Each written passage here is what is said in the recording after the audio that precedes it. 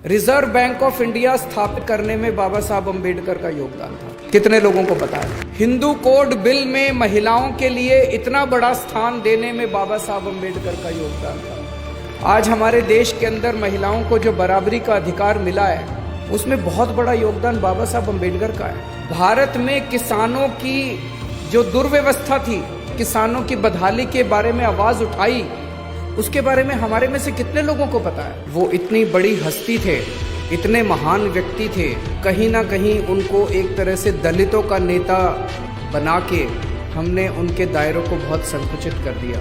उन्होंने अपने जीवन में दलितों की तो आवाज़ उठाई ही उठाई।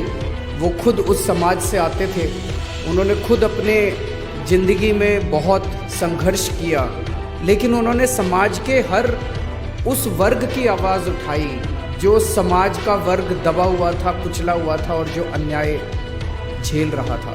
उनके जीवन से सबसे बड़ा मैसेज ये है, एक गरीब परिवार में पैदा हुए, गांव में पैदा हुए, वहाँ पे उन्होंने बचपन में जिस तरह से छुआछूत झेला और जो गरीबी झेली, उस जगह से निकल के, और ऐसे समय में जबकि पढ़ना लिखना कितना मुश्किल होता था, उस समाज के लोगों को स्कूल में जाना कितना मुश्किल होता था। अच्छे अच्छे घरों के, अमीर घरों के बच्चे भी उतना नहीं पढ़ पाते थे।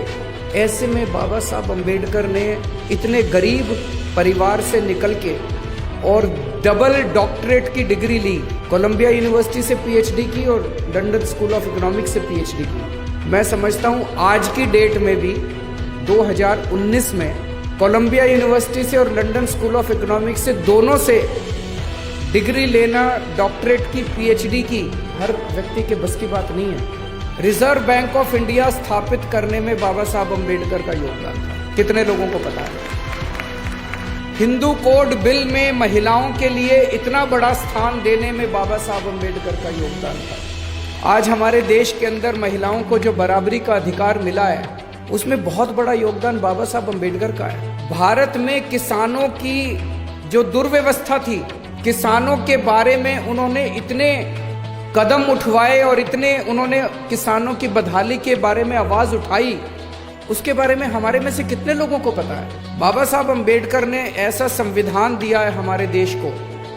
आप सोच के देखिए, 1947 में जब देश आज़ाद हुआ था, पूरे देश के ऊपर छोटे छोटे इतने राजा महाराजा थे।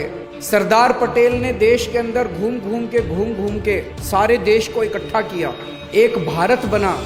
पूरी दुनिया को उस टाइम ये लग रहा था कि भारत ज्यादा दिन चलने वाला नहीं है। इतनी विविधताएं थी, इतने धर्म थे, इतनी जातियां थी, इतनी संस्कृतियां थी, और उस सारे देश को सरदार पटेल जहां एक और इकट्ठा कर रहे थे, बाबा साहब अम्बेडकर ने ऐसी किताब लिखी, ऐसा संविधान दिया।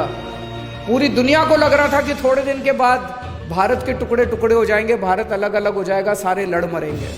लेकिन बाबा साहब अम्बेडकर, आज 70 साल के बाद भारत अलग होने की बजाय धीरे धीरे भारत एक होता गया है। हम सारे लोग एक होते गए हैं, भारत इकट्ठा होता गया है। और ये इस किताब की वजह से है, जो संविधान बाबा साहब अम्बेडकर ने इतना खूबसूरत संविधान लिखा, जिसमें सबकी एकता की बात है, सबकी आज़ादी की बात है, बोलने के अधिकार की बात है, सबकी बराबरी की बात है, जीने के अधिकार की बात है।